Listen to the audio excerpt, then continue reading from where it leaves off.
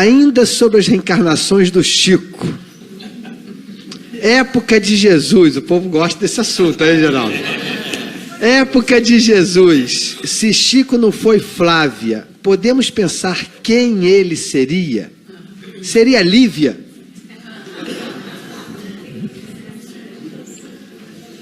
Eu acho que há uma fixação do movimento espírita em querer pintar Chico como mulher. Não é? Nós temos que tirar... Isso é um clichê mental, gente, que está na cabeça de muita gente. Isso não desmerece, a minha afirmativa aqui não desmerece as mulheres, pelo amor de Deus. Não é? Mas acontece o seguinte: vamos ser lógicos. A doutrina espírita é uma doutrina que prima pela lógica, não é? Fé verdadeira só o é aquela que encara a razão frente a frente em todas as épocas da humanidade. Então vamos aos fatos. Fato: Chico Xavier foi o maior fenômeno humano e mediúnico depois de Jesus na humanidade terrestre nos últimos 2000 anos. Alguém discorda dessa afirmativa? Isto é fato, não é? 500 livros publicados. Todas as faculdades mediúnicas em máxima expansão. Além disso, a obra caritativa, benemérita, de amor ao próximo que ele realizou é imensurável, incalculável. Centenas de milhares de pessoas foram atendidas por sua bondade. Em 75 anos de exercício mediúnico com Jesus e Kardec, sem interrupções, não é? Este é um fato. Esta personalidade, pela lógica, há que ser uma personalidade próxima de nosso Senhor Jesus Cristo. Isto é lógico, não é? Nosso Senhor Jesus Cristo é o governador da terra. Este é um fato também dito nas obras espíritas, pela quase generalidade dos médiuns, e já aceito por todos nós. Ora, Jesus Cristo, como governador espiritual da terra, iria designar uma tarefa de tamanha importância, como essa tarefa de Chico Xavier, a qualquer espírito? Será possível isso? Claro que não. Ele iria designar um de seus, vamos dizer assim, um de seus discípulos ou um de seus apóstolos mais próximos, com o qual ele tivesse absoluta confiança e depositasse nele a certeza de que ele daria conta da tarefa, não é? Outra questão, lógica. Qual que é a tarefa mais fácil? A de Chico Xavier na Terra, passando por que ele passou, nesses 92 anos de existência, ou a de Emmanuel no mundo espiritual, coordenando essas tarefas? Qual que é a mais fácil? A de Emmanuel, não é? Qual que é a tarefa mais difícil? Qual que é o fronte da batalha? Qual o espírito que deve ser convocado para a tarefa mais difícil? O espírito mais forte. Sem dúvida nenhuma, Chico Xavier é o espírito mais forte dessa dupla. Estava no fronte de batalha aqui na Terra.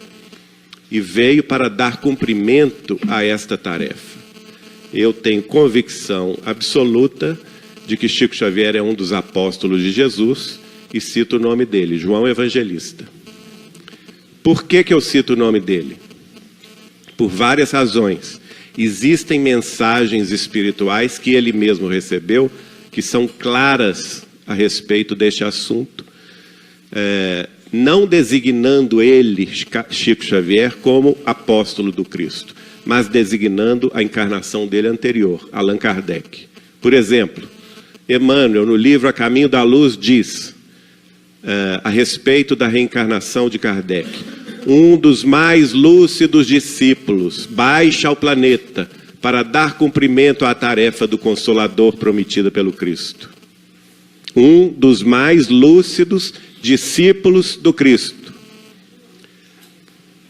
Todas as vezes que o espírito de Humberto de Campos se refere a Allan Kardec em inúmeras mensagens, ele se refere da seguinte maneira: o apóstolo que foi Allan Kardec. Não é? Uma afirmação do espírito de Humberto de Campos. Numa delas, inclusive, a mensagem belíssima que se chama Kardec e Napoleão.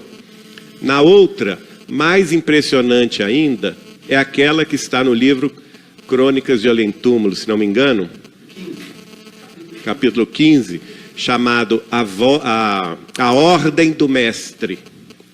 E essa mensagem é de uma clareza tão grande, porque Jesus, antes do raiar do século XIX, chama à sua presença o apóstolo querido, que é João Evangelista. Isso é narrado pelo espírito de Humberto de Campos.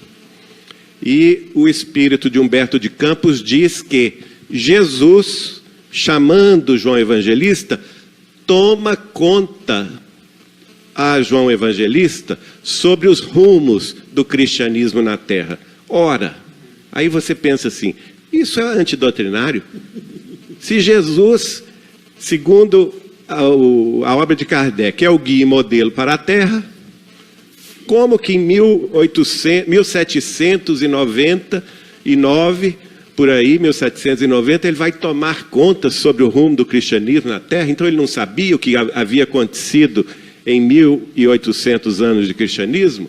Claro que sabia, mas ela só se completa, essa mensagem, se nós lermos o final do Evangelho de João, em que João conta claramente que houve, foi a última vez que Jesus estava materializado, conversando com ele, João, se refere a ele mesmo como o apóstolo querido, ou como discípulo querido, desculpe, e nesse momento Pedro se enciuma da conversa dos dois, chega perto, Jesus dá um passa fora em Pedro, fala com ele: que te importa, que eu quero que ele, João Evangelista, fique até que eu volte, segue-me tu, de Jesus a Pedro. Então dá um passa fora em Pedro, mas ao dar o passa fora em Pedro, Jesus revela uma coisa interessante, que Jesus, queria que João Evangelista ficasse na terra até que Jesus, voltasse, né? E tanto é assim que o próprio João Evangelista vai dizer o seguinte: e todos naquela época, eu vou dizer aqui com as minhas palavras, que a cabeça não guarda os detalhes, mas em todos naquela época ficaram a dizer que o discípulo amado não morreria. Mas isso não é possível, nós sabemos que é a lei natural dos corpos, né? E ele termina o seu evangelho de João, hein? Ele termina o seu evangelho dizendo: se todos os feitos de Jesus fossem reunidos em livros, nem todos os livros da terra seriam capazes de contê-los. Olha só, João Evangelista termina o seu evangelho falando em livros, né? A tarefa de Allan Kardec e Chico Xavier é a tarefa do livro espírita.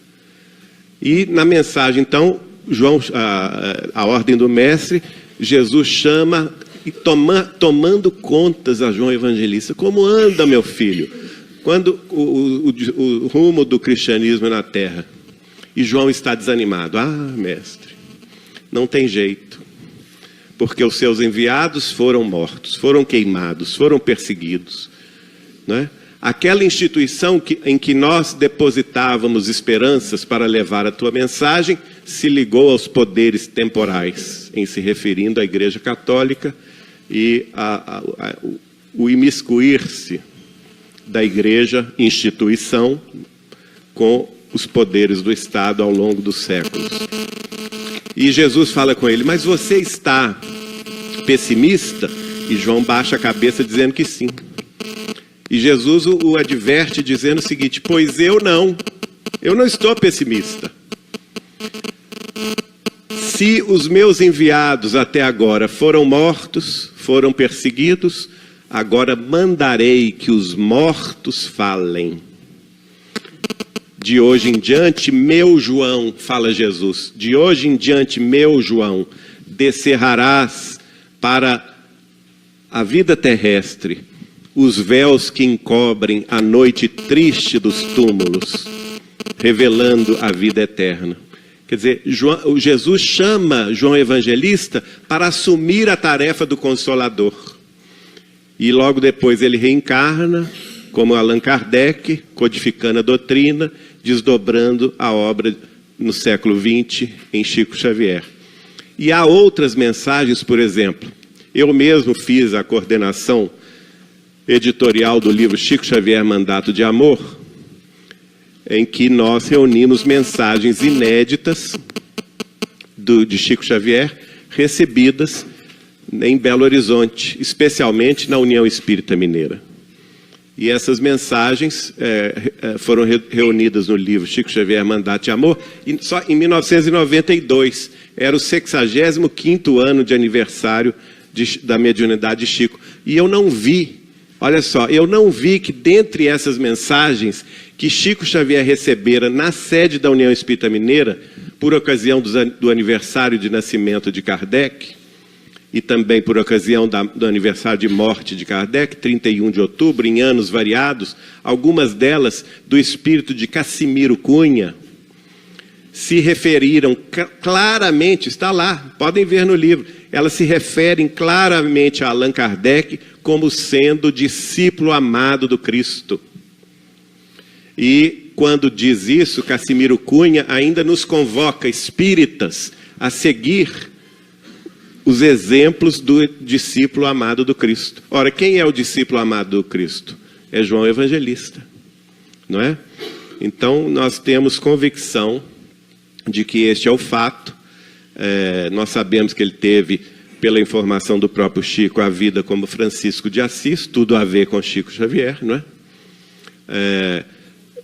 Ocorreu um fato mediúnico, eu não pensava nisso em hipótese alguma, nunca conversei sobre isso com Chico, mas quando recebi a obra Inácio de Antioquia pela psicografia,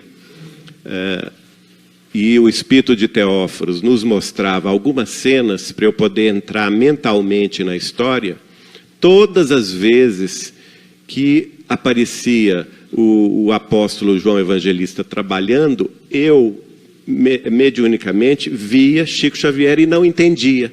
Olha o que é a cabeça da gente, não é? Como eu não estava preparado para aceitar essa verdade, eu via Chico e não entendia. Como que Chico está na pele de João Evangelista? Até que um médium amigo com quem eu trabalhava, o Ivanir Severino da Silva, recebendo o irmão José, me fala: Geraldo, isso que você está vendo na psicografia do Inácio de Antioquia é isto mesmo. Um e outro são o mesmo espírito. Quer dizer, eu tive que ter a explicação de um fato que eu estava vendo, enxergando e não vendo, não é? E depois, aquele companheiro lá do norte, como é que chama? Que estuda o Evangelho? Severino Celestino. No centenário de Chico Xavier, nós participamos de um seminário conjunto na cidade de Campina Grande, e ele me revela que ele quis ir ao ele ia ver Chico Xavier, e Chico Xavier desencarnou. E ele tinha perdido o avião e tal, em Campina Grande, ficou naquela paixão de não ter ido ver o Chico antes dele desencarnar, e o Chico desencarnou, e ele também não conseguiu ir ao enterro do Chico. Ficou com aquele sentimento, e de repente ele sonha com o Chico, alguns dias depois, e o Chico fala com ele: Severino, você quer ver meu enterro? E ele fala: quero, Chico. Então eu vou te levar para você ver meu enterro.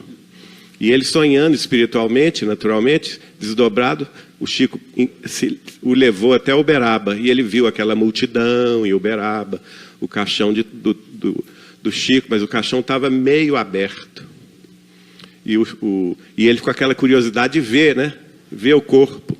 E ele me contou o seguinte, e ele conta isso de público, isso está gravado lá nesse seminário de Campina Grande. ele conta de público o seguinte, que então ele pede ao Chico, Chico, mas eu posso ver o seu corpo? Pode, meu filho, vai lá, observa. Quando ele vai observar o corpo, ele leva um susto, porque ele não vê o corpo do Chico, ele vê o corpo de Francisco de Assis, inclusive com as sandálias e a vestimenta de Francisco de Assis. Meu Deus do céu. Cada história, né, gente?